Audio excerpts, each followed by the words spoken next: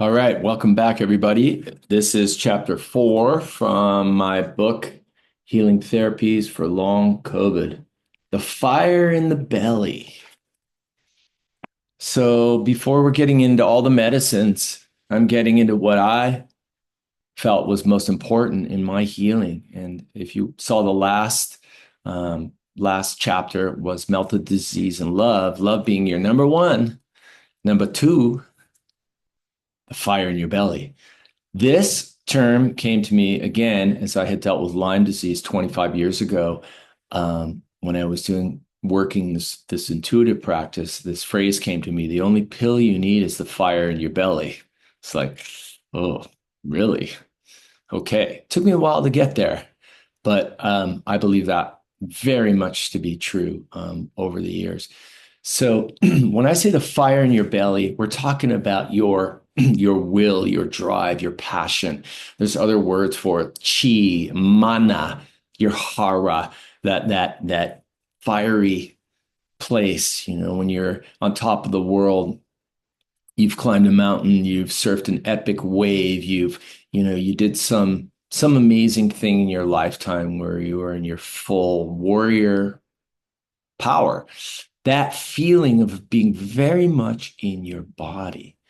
Now if you ask me, awakening is embodiment, right? So part of illness, not always, but sometimes, and in my case, part of illness is that if you're not completely here, you're checked out to a certain degree, right? You're 1 foot out and 1 foot in, energetically, spiritually. Part of you doesn't want to be here. And I know. And we might not want to be here because of a lot of trauma, a lot of suffering, a lot of unresolved stuff. I get it. It's like, I don't want to be here. This sucks, right? But that is a huge part of why disease can get in us, because you're not home. If you're not completely home, then you got lots of bugs that are like, hey, yo, he's not here. Let's go. We get him, right? Get him. Let's burrow in here. It's safe because he's not here. So we can hide out, right? The diseases, the COVID, even the cancer, the Lyme disease, the this bug, that bug, the parasites, all of that. They feed on the dark parts that are unresolved. They feed on those nests, the shadows, right? That's where we find the creepy crawlies are under the bed, right? Partially because, on an energetic sense, we might not be home. So disease, illness then becomes a teacher. Chronic illness becomes a teacher of what happens when you get fully in your body. What happens when you come fully into your tissue and you clean up all the messes, all the stuck energy, all the forgiveness, all the unforgiven, all the anger, all the grief, whatever it is that's keeping us from being there. What if you get in there and then you're like, oh, now you out, I am cleaning house, right? Boom. So that place is your number two medicine, right? Is that fire in the belly, the ability of the actual immune system, your own energetic field, to clean out your house, right? It's your home. The way out is in. You got to get all the way in. I'm talking into the marrow, into the fire in there, right? I like to say that there's a spectrum of spirit, right? That's love. But if we go down that flame, think of it as a flame. We go down into the hottest part of the flame. Maybe is it the blue part? I don't remember. Maybe it's the deep red part. But that hottest part of the flame is what we're looking for. That's the spectrum. That's like our gut, the gut fire. I'm not talking about inflammation. I'm not talking about histamine. I'm not talking about dysbiosis. I'm talking about, blah, blah. So that is a huge part of what you need to cultivate, of what I cultivated that was so big in my healing on an energetic level. The fire in your belly is the only pill you need, right? So getting to that point where you don't need all those pills.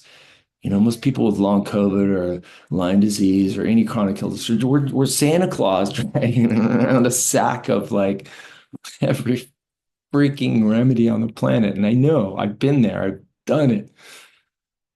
There's this other place that we're working on, right? We're working on cultivating more love and more fire. So, more fire can sometimes mean boundaries. What's keeping us from being in our fire? What's dampening our immune system? What are the stressors that are keeping us from being fully in our fire? You have to start with the emotional place. You have to start with the will to live.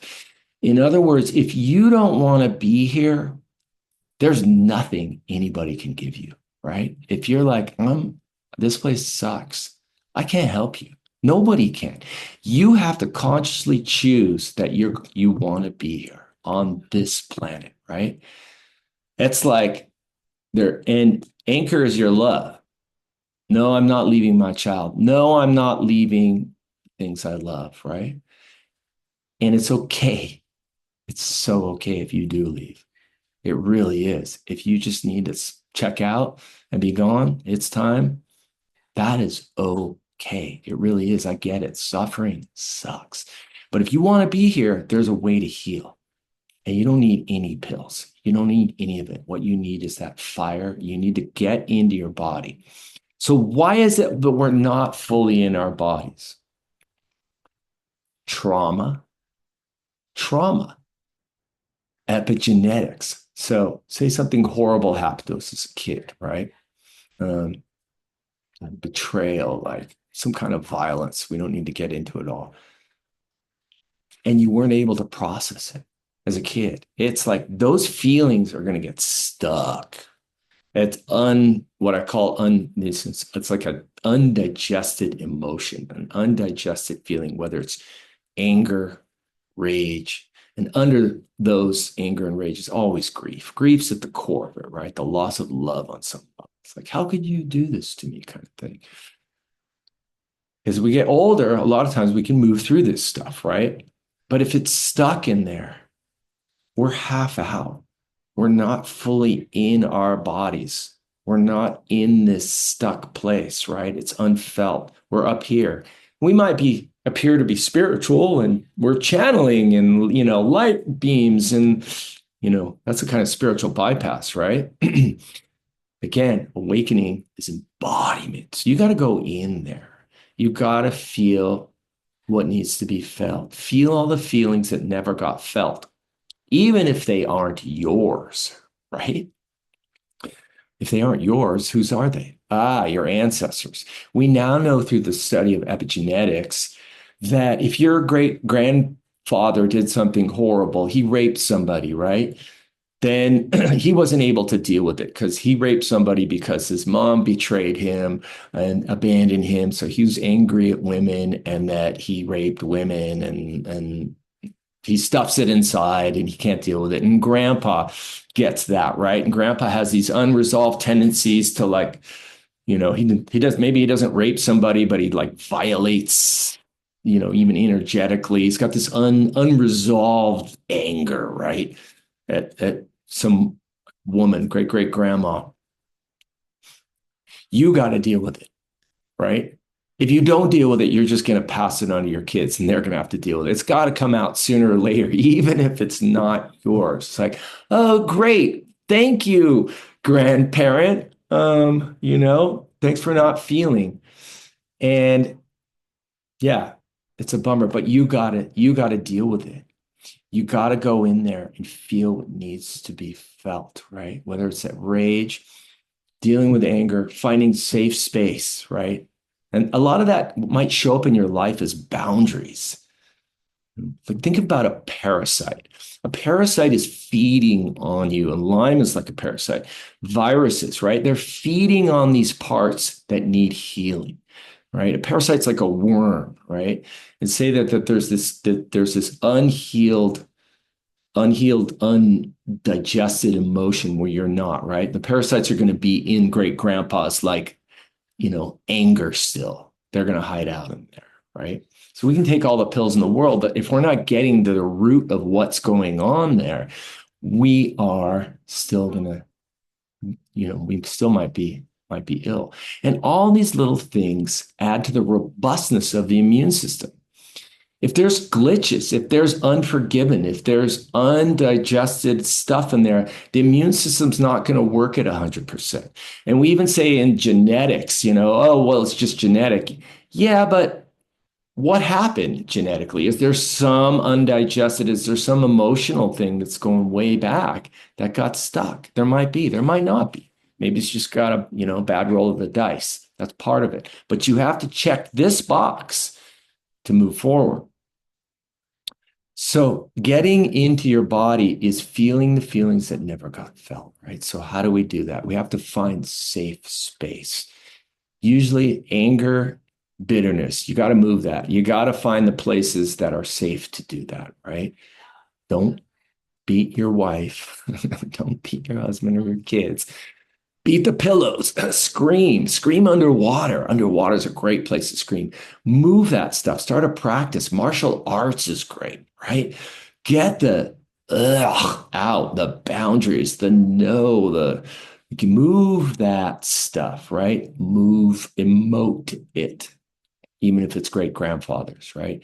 Spitting. There's lots of great practices. Stomping the ground, punching bags in places that are safe, where you're not hurting anybody, you're not hurting anyone else.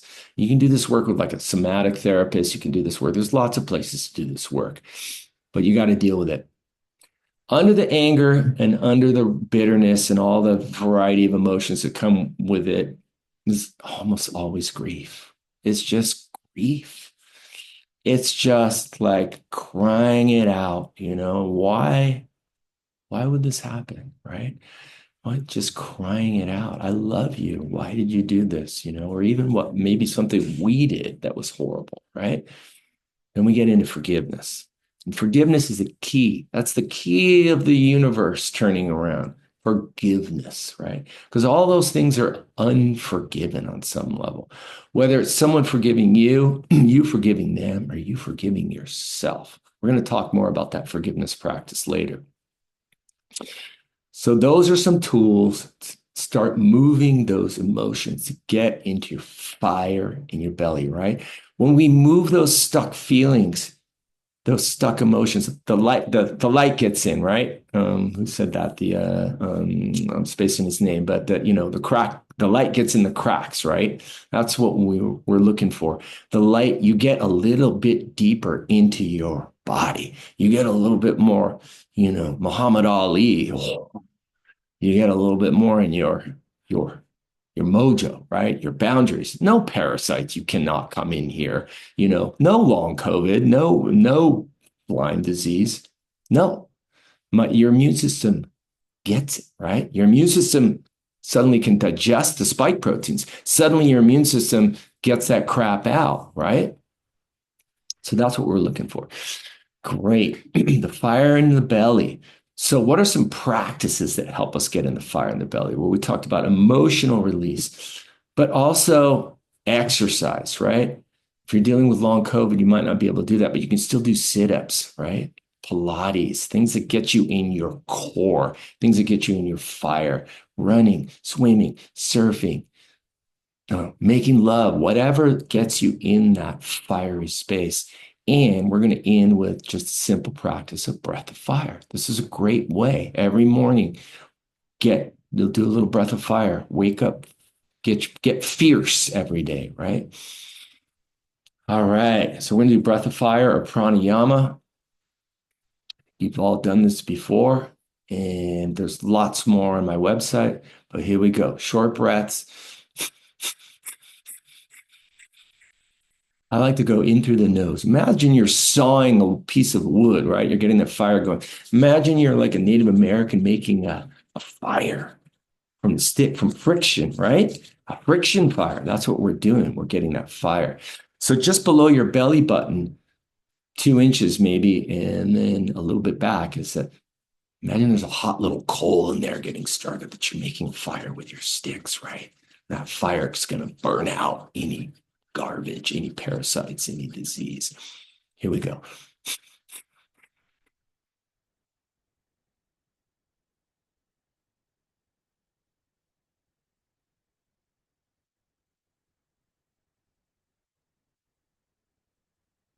Exhale, full inhale.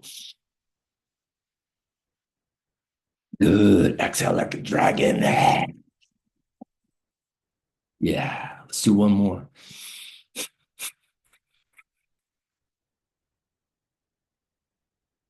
Keep going. Even start squeezing your root, right? Really imagining that hot fire in there that you're just sawing that log. You're getting that flame bigger and bigger and bigger. And see that flame as you're doing this. Keep going. Just burning out any disease. Burn the bacteria. Pop them. Vaporize them. Liquefy them. Whatever it is. Pow, pop. Good. Exhale. Big breath in.